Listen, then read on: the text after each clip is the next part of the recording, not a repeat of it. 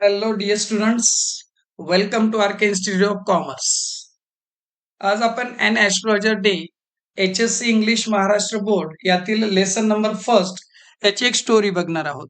Dear students, ही story आज आपण फक्त एक्झामच्या दृष्टिकोनातून नाही तर एक इंटरेस्टिंग स्टोरी आहे तो स्टडी करतोय. अतिशय इंटरेस्टिंग स्टडी, तुम्हाला नक्की मजा येईल ही स्टोरी संपूर्ण ऐकताना. सो व्हिडिओ लास्ट पर्यंत नक्की बघा.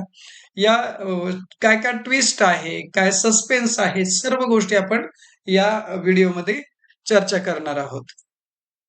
So an astrologer day by R K Narayan. ही जी स्टोरी आहे ॲस्ट्रोलॉजर डे, ही आर के नारायण यांची अतिशय सुंदर एक स्टोरी आहे की यामध्ये सस्पेन्स आहे, काही ट्विस्ट आहे आणि या ट्विस्ट आणि सस्पेन्सने भरलेल्या या रोमांचकारी अशा स्टोरीमध्ये एक व्यक्ती असतो की जो त्याच्या गावापासून अतिशय दूरवर कुठेतरी एक नवीन असं टाउन म्हणूया आपण किंवा एखादी सिटी म्हणूया, त्या ठिकाणी येतो. स्वतःचं गाव सोडतो आणि एक टाउनला शिफ्ट होतो, एक सिटीमध्ये तो शिफ्ट होतो आणि त्या ठिकाणी जाऊन तो स्वतः एक ज्योतिष असण्याचा असा बनाव आणतो, एक सोंग करतो आणि सर्व लोकांचे जे भविष्य सांगण्याचा तो प्रयत्न करतो. आता भविष्य सांगण्यासाठी तो काय आयडिया करतो की जे लोक त्याच्याकडे येतात त्यांच्याबरोबर थोड्याशा तो गप्पा मारतो. त्याचबरोबर त्यांचं थोडं फेस रिडिंग करतो. थोड्या गप्पा आणि फेस रिडिंग ह्या 2 गोष्टींमधून तो एक अंदाज घेतो की या व्यक्तीच्या मनामध्ये काय चाललंय आणि या अंदाजावरती म्हणजेच आपण त्याला म्हणूया गेस वर्क करतो आणि या गेसवरती, ह्या अंदाजवरती तो त्याचं भविष्य सांगण्याचा प्रयत्न करतो. आणि बऱ्याच वेळेस काय होतं की समोरच्या व्यक्तीबरोबर तो 2 मिनिट बोलल्यानंतर आणि त्याचं फेस रिडिंग केल्यानंतर त्याच्या लक्षात येतं की याच्या मनात काय चाललंय किंवा याचे काय प्रॉब्लेम्स आहे आणि त्यानुसार तो जो प्रयत्न केलेला असतो याने भविष्य सांगण्याचा तो यशस्वी ठरतो. सो या पद्धतीची स्टोरी. ऍक्च्युली त्याला कुठल्याही प्रकारचं त्याच्याकडे स्किल नसतं की तो म्हणजेच ऍस्ट्रोलॉजी करण्याचं स्किल वगैरे त्याच्याकडे नसतं. भविष्य सांगण्याचं त्याच्याकडे काही स्किल नसतं. तो जस्ट एक गेस वर्क करतो, एक अंदाज, अनुमान लावून भविष्य सांगत असतो. असंच एक दिवस तो भविष्य सांगत असताना एक अनोळखी व्यक्ती त्याच्याकडे येतो आणि त्याला त्याच्या शत्रूबद्दल विचारतो, की तो सांगतो की फार वर्षांपूर्वीची गोष्ट आहे. मी माझ्या गावाकडे माझा एका व्यक्तीने खून करण्याचा प्रयत्न केला होता. त्याने चाकूने माझ्यावर मार केला. मला मेलेल्या अवस्थेत सोडलं आणि स्वतः पळून गेला. त्या व्यक्तीला मी बऱ्याच वर्षांपासून शोधतोय, मात्र तो व्यक्ती मला भेटत नाही. तुम्ही जर खरंच ज्योतिष असाल, तर मी तुमच्यासोबत चॅलेंज लावतो आणि तुम्ही मला तो व्यक्ती शोधण्यासाठी मदत करा. सो या पद्धतीने दोघांचा गप्पा चालतात. आता थोड्या सो अंधुकच्या प्रकाशामध्ये त्या व्यक्तीचा चेहरा ॲस्ट्रोलॉजरला दिसतो आणि ॲस्ट्रोलॉजर त्या व्यक्तीला ओळखतो आणि त्याला म्हणतो की ठीक आहे बाबा, मी तो जो शत्रू तू ज्याला शोधतोय तो शत्रू या अगोदरच मेलेला आहे. त्याचा मृत्यू झालेला आहे. एक भरधाव येणाऱ्या ट्रक खाली तो चिरडला गेला आणि त्या व्यक्तीचा मृत्यू झालेला आहे. सो त्याचा शोध तू घेऊ नको. तू तुझं काम कर आणि तुझ्या वाटेला निघून जा. तू सुखी राहा. आता तो व्यक्ती त्याच्या कर्माचं फळ त्याला भेटलेलं आहे. तो व्यक्ती मरण पावलेला आहे. असं बोलतो. समोरचा जो कोण व्यक्ती आलेला असतो, अनोळखी व्यक्ती, तो त्याच्यावर विश्वास ठेवून त्या ठिकाणी निघून जातो. आणि जो एस्ट्रोलॉजर असतो स्वतःचं गाव सोडून आलेला असतो. अर्थात त्या गावाकडे त्याचं काहीतरी अवचित असं घडलेलं असतं. सो या पद्धतीची एक स्टोरी ट्विस्ट आहे. पुढे आपण अतिशय व्यवस्थित पद्धतीने ते डिटेलमध्ये स्टडी करणार आहोत. सो हे ट्विस्ट, सस्पेन्स, एक ज्योतिष, एक दुसरा जो व्यक्ती आहे, या व्यक्तींमधील एक ट्विस्ट आणि आपण काय म्हणूया सस्पेन्स, याच्याबद्दल ही कथा आहे. चला तर कथेला स्टार्ट करूया आपण. At midday, an astrologer opened his bag, spread out his equipments, cruel shields, square cloths, and obscure charts, and notebook and bundle of the pelmet writing. बघा, हा काय करतो ऍस्ट्रोलॉजर जो आहे, दुपारी आपली पिशवी उघडतो आणि याच्यामध्ये काही त्याच्याकडे साधने असतात की जे आता तुम्हाला इथे दिसतंय बघा. या ठिकाणी क्रुएल शेल म्हटलंय म्हणजे ह्या ज्या कवड्या दिसताय, ह्या कवड्या. ओके. त्याचबरोबर स्क्वेअर क्लॉथ, हा जो कपडा दिसतोय की ज्योतिषच्या समोर, हा बघा, हा जो कपडा दिसतोय तो स्क्वेअर क्लॉथ्स आणि ऑब्स्क्युअर चार्ट्स त्याच्यावर हे बघा. या पद्धतीने वेगवेगळे जे काही चार्ट्स असतात. आता ज्योतिष म्हटलं की तुम्ही नजरेसमोर आणा की ज्योतिष कसं असतं की त्याच्यासमोर आडव्या तिडव्या रेघोट्या मारलेले काहीतरी चार्ट्स असतात. सो तो चार्ट्स, त्याचबरोबर एक नोटबुक असते. बंडल्स ऑफ पेलमन रायटिंग, या त्याच्यावरती हे राईट केलेले काहीतरी जुन्या काळामध्ये कागदाऐवजी असे काय म्हणूया आपण की ताडपत्रीसारखं एक कापड यूज केलं जायचं की ज्याच्यावरती लिहिलेलं असायचं. सो या पद्धतीने सर्व त्याच्याकडे साहित्य होतं. एक्झामला तुम्हाला क्वेश्चन विचारला जातो dear students, what are the equipments of the astrologer. So equipments मध्ये काय काय आहे? क्रुएल शेल्स, हे जे काय कवड्या आहेत ह्या क्रुएल शेल्स. स्क्वेअर क्लॉथ्स, हा जो कपडा आहे हा स्क्वेअर क्लॉथ. ऑब्स्टेकल चार्ट्स, हे काही चार्ट्स दिसत आहे वेगवेगळे चार्ट्स आहे. नोटबुक, एक नोटबुक आहे. आणि बंडल ऑफ पार्लमेंट रायटिंग, या पद्धतीचे जे काय राईट केलेले वेगवेगळे काही भविष्य लोकांचं लिहिलेले त्या पद्धतीने त्याच्यासमोर हे सर्व साहित्य आहे. This is very important for exam, हे लक्षात ठेवायचं. These are the equipments of the astrologer. Next, आता त्याचं वर्णन कसं केलेलं बघा. हा जो आपल्याला ॲस्ट्रोलॉजर दिसतोय त्याचं वर्णन केलेलं आहे. His forehead was replacement with square ash. त्याचा जो कपाळ होता या कपाळावरती भस्म लावलेला होता. अँड विल्मिलियन, दॅट मीन्स कुंकू. त्याच्यावरती कुंकू होता, भस्म लावलेला आहे कपाळावरती, कुंकू आहे. That means ash and vermilion. And his eye sparkle with a sharp abnormal gleam. त्याच्या डोळ्यांवर एक वेगळ्याच प्रकारची चकाकी होती. सेकंड क्वेश्चन विचारला जातो, explain the look of the astrologer. Astrologer कसा दिसत होता त्या पद्धतीने तुम्ही त्याचा लुक वर्णन करा. तर त्याच्या कपाळावर काय होतं बघा, असं म्हटलेलं आहे, his forehead was represent with scared ash. त्याच्या कपाळावरती भस्म लावलेला होता. व्हेर्मिलियन, दॅट मीन्स कुंकू. अँड हे आय स्पार्कल, त्याच्या डोळ्यांवरती वेगळी चकाकी होती. सो या पद्धतीने जो ॲस्ट्रोलॉजर आहे त्याचं वर्णन केलेलं आहे या ठिकाणी. नेक्स्ट आपण पुढच्या पार्टकडे वळूया. सेकंड आहे ट्विस्ट, अट्रॅक्टिंग द कस्टमर. तो कस्टमरला कशा पद्धतीने अट्रॅक्ट करायचा याबद्दल आपण इथे डिस्कस करतोय.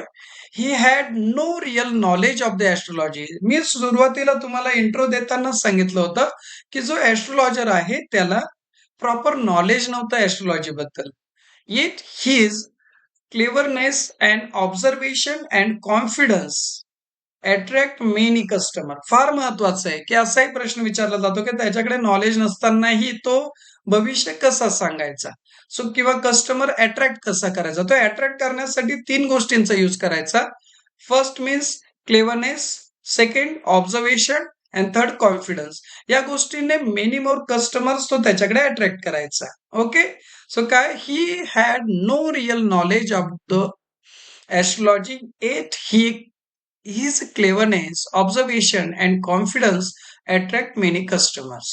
वेगवेगळे जे कस्टमर्स अट्रॅक्ट करण्यासाठी तो क्लेवरनेस, त्याच्याकडे असणारं चातुर्य, ऑब्झर्वेशन, चांगली निरीक्षण शक्ती, कॉन्फिडन्स, आत्मविश्वास, या गोष्टींचा वापर करून तो नवीन नवीन कस्टमर स्वतःकडे अट्रॅक्ट करायचा आणि त्यातून पैसे कमवायचा. He studied their face, listen their problems and predict their future in mysterious way. तो काय करायचा, त्यांच्या चेहऱ्याकडे बघून त्यांच्या समस्या ऐकून घ्यायचा आणि एक प्रिडिक्शन करायचं, एक भविष्य सांगायचा. तो काय करायचा बघा, पहिले तर त्यांचं फेस रिडिंग करायचं थोडक्यात.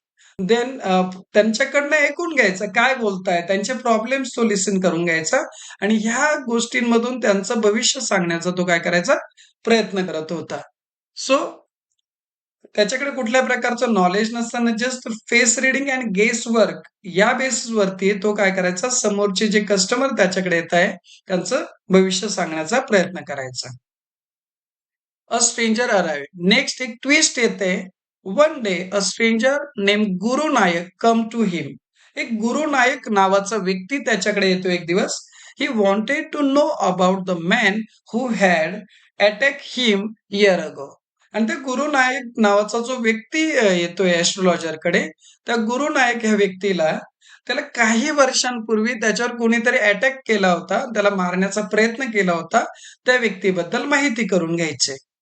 ही was determined to take revenge. त्याला त्या व्यक्तीपासून काय घ्यायचा होता, बदला घ्यायचा होता किंवा जो हल्ला झालेला होता त्याबद्दल त्याला बदला घेण्याची इच्छा होती. क्लिअर आहे? काय झालंय आपण या ट्विस्टमध्ये काय बघतो, एक स्ट्रेंजर त्याच्याकडे आलेला आहे. काय नाव आहे त्या स्ट्रेंजरचं? Yes, the name of stranger is Guru Nayak. आणि त्या गुरु नायक येतोय. He wanted to know about the man who had attack him year ago. त्याच्यावर अटॅक केला होता, मारण्याचा प्रयत्न केला होता काही वर्षांपूर्वी. त्या व्यक्तीबद्दल त्याला माहिती हवी आहे गुरु नायकला, आणि त्या माहितीतून तो काय करतो की त्याला बदला घेण्याची इच्छा आहे. सो गुरु नायक भेटलाय. नेक्स्ट पुढच्या पार्टकडे वळूया आपण. The astrologer look at him carefully. Astrologer, तो जो गुरु नायक नावाचा जो स्ट्रेंजर व्यक्ती येतो, त्या व्यक्तीकडे तो बारकाईने बघतो, काळजीपूर्वक बघतो. It was Guru Nayak, the man he had stepped in 12 of the year. काही वर्षांपूर्वी गुरु नायक हा तो व्यक्ती होता की काही वर्षांपूर्वी त्याच्यावर हा जो ॲस्ट्रोलॉजर यानेच त्याला जखमी केलं होतं किंवा यानेच त्याच्यावर अटॅक केला होता. He was fight because he throw the Guru Nayak was dead. So त्याला तो घाबरला. अचानक तो समोर येतोय, एक स्ट्रेंजर व्यक्ती समोर येतोय, तो जो गुरु नायक नावाचा व्यक्ती. हा ॲस्ट्रोलॉजर त्याला बारकाईने बघतो, त्या काळजीपूर्वक बघतो त्याचा चेहरा, आणि ॲस्ट्रोलॉजरच्या लक्षात येतं का, अरे हा तर तोच व्यक्ती आहे. काही वर्षांपूर्वी आपण गावाकडे ज्या एका व्यक्तीबरोबर आपलं भांडण झालं होतं, एक वाद झाला होता, आणि माझ्या हातून म्हणजेच ॲस्ट्रोलॉजरच्या हातून त्या व्यक्तीला मारला गेलं होतं आणि मी त्याला मरणाच्या अवस्थेत सोडून पळून आलो होतो, असं ॲस्ट्रोलॉजरच्या मनात विचार चालू असतात. कारण गुरु नायकला मारणारा व्यक्ती किंवा त्याच्यावर अटॅक करणारा व्यक्ती हा दुसरा तिसरा कोणी नसून हा ॲस्ट्रोलॉजरच असतो, आणि त्यामुळेच तो गाव सोडून एक दूरवर एका मोठ्या शहरामध्ये पळून आलेला असतो आणि तिथे ॲस्ट्रोलॉजरचं काम करत असतो. सो हे अचानक तो बघतो, घाबरतो, कारण मरणाच्या अवस्थेत सोडून येणारा व्यक्ती दुसरा तिसरा कोणी नाही, स्वतः हा ॲस्ट्रोलॉजर असतो. Next, clever reply. तो आता काय करतो, त्याच्या लक्षात येतं की आपण गुरु नायक ज्या व्यक्तीला शोधतोय तो दुसरा तिसरा कोण नसून मी स्वतःच आहे. So to save himself the astrologer use his intelligence. स्वतःला वाचवायचंय कारण त्याच्या लक्षात आलं की आता हो, हा व्यक्ती दुसरा कोणी नाही, याला मरणाच्या अवस्थेत सोडून आलेला हा मीच स्वतः आहे. He told Guru Nayak that the man who attacked him was already dead. तो ज्योतिष काय सांगतो गुरु नायकला की तुला मारणारा जो व्यक्ती आहे ऑलरेडी त्याचा मृत्यू झालेला आहे, आणि तो आता या जगामध्ये नाहीये, तो तुला भेटणार पण नाही, त्याचा कधीही तू शोध घेऊ नको, शोध घेऊ शकणार नाही. सो या पद्धतीने एक क्लेवर रिप्लाय देतो आणि चातुर्य दाखवतो की जेणेकरून स्वतःचा बचाव त्याच्यातून होईल. नेक्स्ट, गुरु नायक बिलीव्ह, विश्वास ठेवतो त्याच्यावर. Guru Nayak believe his word, his desire was revenge vanished. Guru Nayak त्या ज्योतिषाच्या शब्दांवर विश्वास ठेवतो आणि त्याला ते सूड घेण्याची किंवा बदला घेण्याची जी इच्छा होती ती नष्ट होऊन जाते. He decided to return home and live peacefully. आणि तो खुश होतो की चला यार, मला मारणारा जो व्यक्ती होता ऑलरेडी त्याचा मृत्यू झालेला आहे, आणि आता त्याचा बदला घेण्याची इच्छाही राहिलेली नाही, मला काय बदला घ्यायचं नाही, कारण ऑलरेडी तो व्यक्ती मेलाय, असं ज्योतिष सांगतो त्याला. आणि गुरु नायकचा या गोष्टीवर विश्वास बसतो, आणि त्यामुळे गुरु नायक घरी परतण्याचा निर्णय घेतो, बदला विसरून. So he thanked the astrologer and left to the town, never return again. आणि तो जो स्ट्रेंजर व्यक्ती होता म्हणजेच गुरु नाईक, ठीक आहे, ज्योतिषाचे आभार मानतो, धन्यवाद तू मला माहिती दिल्याबद्दल. मी बऱ्याच वर्षांपासून जो मला मारणारा व्यक्ती किंवा माझ्यावर अटॅक करणारा जो व्यक्ती आहे त्याचा शोध घेत होतो, आणि माझी लाईफ पूर्ण डिस्टर्ब होती, मी विचारात होतो. थँक यू, आभार मानतो, आणि पीसफुली तो रिटर्न स्वतःच्या घराकडे निघून जातो. Next, relief and realisation. The astrologer told his wife everything. जी काय अगोदरची गोष्ट घडलेली आहे, अगोदर म्हणजे गावाकडे असताना गुरु नायक आणि ॲस्ट्रोलॉजर एकत्रित पत्ते खेळत असतात, म्हणजे जुगार खेळत असतात, आणि त्याच्यातून पैशांवरून त्यांचे वाद होतात ऍक्च्युली. आणि या वादांमध्ये जो ॲस्ट्रोलॉजर आहे याच्या हातून गुरु नायकला चाकूने वार केला, त्याला मारण्याचा प्रयत्न होतो, आणि गुरु नायकला तो एका मरणाच्या अवस्थेत ढकलून पळून जातो. सो आजपर्यंत ॲस्ट्रोलॉजरला असंच वाटत असतं, की माझ्या हातून एका व्यक्तीचा खून झालेला आहे. एक व्यक्ती मृत्यू पावलेला आहे आणि हे वारंवार त्याच्या मनामध्ये येऊन तो दुःखी होत असायचा. पण आज काय होतं, की त्याला ह्या सर्व गोष्टीतून रिलीफ मिळतं. का? He was relief because discover that the Guru Nayak was alive. ज्या व्यक्तीवर याने हल्ला केला होता, तो व्यक्ती जिवंत आहे. याबद्दल त्याला दिलासा मिळतो. He realise he was not murderer. आजपर्यंत त्याला वाटत असतं, की मी एक खुनी आहे. माझ्या हातून खून झालेला आहे. असं वाटत असतं आणि ज्यावेळेस तो गुरु नायकला समोर बघतो, स्वतःला धन्य समजतो, की माझ्या हातून कुठलाही खून झालेला नाही आणि मी खुनी नाही. सो ह्या पद्धतीने डिअर स्टुडंट ही अतिशय छान अशी स्टोरी आहे, की जी आपण कंप्लीट केलेली आहे. आपला जो इन्स्टिट्यूट वेबसाईट आहे, आर-के इन्स्टिट्यूट नाशिक याच्यावरती तुम्हाला ऑल स्टडी मटेरियल अवेलेबल आहे. Thank you.